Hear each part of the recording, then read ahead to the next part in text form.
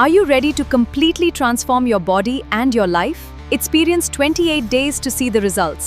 It is fully guaranteed. Fully guaranteed. Call or WhatsApp us today. ఏం చెప్తారు, ఇది ఒక్క కాపు కులానికి కదా, అందరికీ చెప్తారు.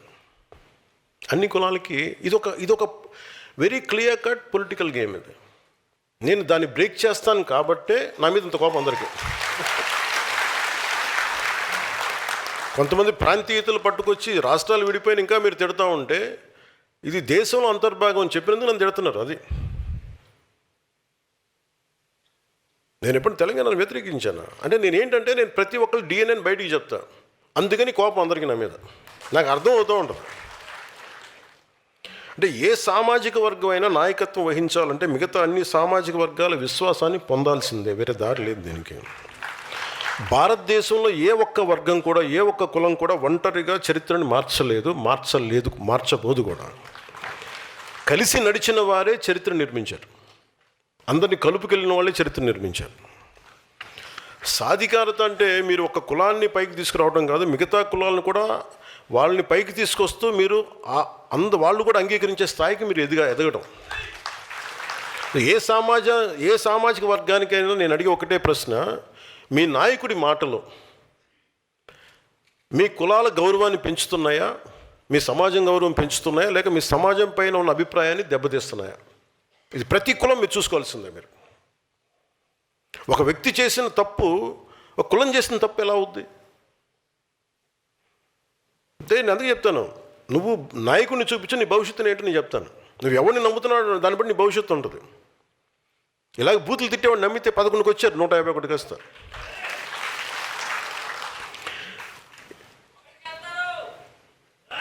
తదాస్తు.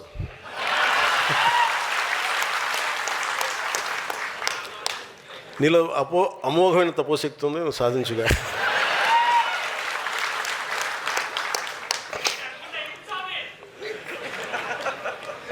ఉదాహరణకి మనకి ఈ మధ్యన శ్రీకాకుళంలో ఇలా మాట్లాడుతూ ఉంటే ఆయన ఎమ్మెల్యే అనుకుంటా, ఎమ్మెల్సీ గుర్తురాలేదు, ఆయన ఇష్టం వచ్చినట్టు మాట్లాడుతూ సడన్గా అరెస్ట్ చేయగానే అసలు ఆ కేసు కూడా నా మీద పెట్టారంట, నన్ను తిడితే పెట్టారంట, నాకు అది కూడా తెలియదు. నాకు ఏదో ఒకట్లే పేర్లు నేను అనేది వ్యక్తిని చెప్పట్లా. నాకు చెప్పాను కదా, వ్యక్తితో పెద్ద సంబంధం. నాకు నిజంగా చాలామంది తిడుతున్నారు, నాకు చూస్తాను. నాకు ఎంత ఇమ్యూనిటీ వచ్చేసిందంటే భగవంతుడి దయ వల్ల. అంటే నాకు యాంటీ వైసీపీ నేను ఇమ్యూనిటీ ఎక్కిచ్చేసుకున్నాక నాకు అసలు అలా చూస్తూ ఉంటాను. బూతులు తిడుతున్నా అలా చూస్తూ ఉంటాను, సంతోషం. ఇంకా అలాగా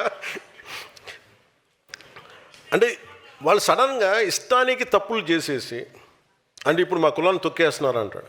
నీ కులం చెప్పిందా నీ బూతులు తిట్టమని? నీ కులంలో ఉన్న ఏం మాత్రం సెన్సిబుల్ ఉన్న ఒక మహిళని అడుగు, ఒక యువతిని అడుగు, ఒక యువకుడిని అడుగు, ఒక అనుభవం పెద్ద ఆయన అడుగు.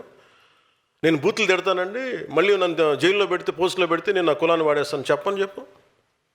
ఏం మాట్లాడుతున్నారా మీరంతా? జనసేన కులాల ప్రాతిపదికన రాజకీయం చేయదా? కానీ మీరు చేసిన తప్పులు చేస్తే మటుకు నేను చెప్తున్నాను, మా వాళ్ళు ఎంత మాట్లాడతారో, మా నాయకులు కానీ మీరు కానీ ఎంత చేస్తారో నాకు తెలియదు. కానీ నేనైతే తప్పు మీరు ఇష్టం వచ్చినట్టు బూతులు తిట్టేసి క్రైములు చేసి కులాలు వెనక దాక్కుంటే నేను మటుకు దానికి బలంగా ఖండిస్తాను. అంతవరకు నాకు ఆ భయాలు లేవు నాకు. సో అందుకని ఈరోజు మనం ఈ కమిటీల ద్వారా ఇవన్నీ మాట్లాడుకున్నాం. సో మన సమర్థతను గుర్తించాలి. అంటే ఇలాంటి పరిస్థితులు మీరు ఎదుర్కోవాలండి. ఇవన్నీ ఎందుకు చెప్తున్నా, ఇలాంటి పరిస్థితులు మీరు ఎదుర్కోవాలి అంటే మీరు వీటి మీద అవగాహన ఉండాలి. చాలామందికి నాయకులు చెప్తున్నా, ఈ మధ్యన మన రాజు ఎక్కడ చెప్పాను, మీరు మాట్లాడరు ఏంటండి, మన వాళ్ళందరూ అడిగా, అడ్డగోలుగా తిడుతున్నా ఎవరు మాట్లాడరు, మొహాట పడుతున్నారు ఏంటండి, అదే మీరు ఏం చెప్తారా అని. అంటే నేను ప్రతిసారి చెప్తానంటండి వాళ్ళు తిట్టమని. అలాగే అది అప్పుడు చెప్పా, తెలంగాణ ఉదాహరణ చెప్పా.